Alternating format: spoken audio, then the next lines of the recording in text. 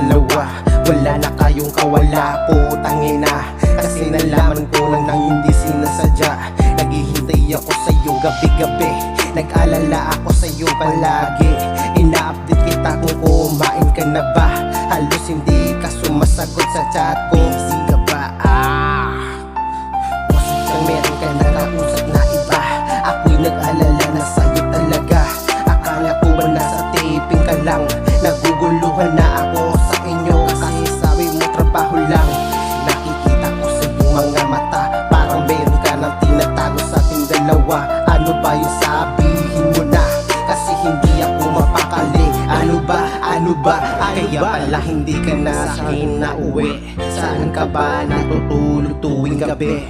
Doon ka na ba sa babaeng Makati?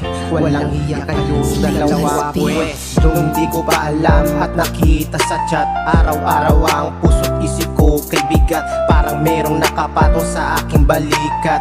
Hanggang sa nahuli ko kayong dalawa nagchat-chat. Yun pala ang dahilan kung bakit ka umaalis nang hindi nagpapaalam.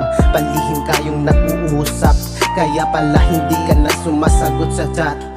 Ano ang gagawin ko ngayon? Sa nalaman ko sa inyo ngayon, meron nang namamagitan sa inyong dalawa. Walang hiya kayo, ginagawa ninyo akong tanga.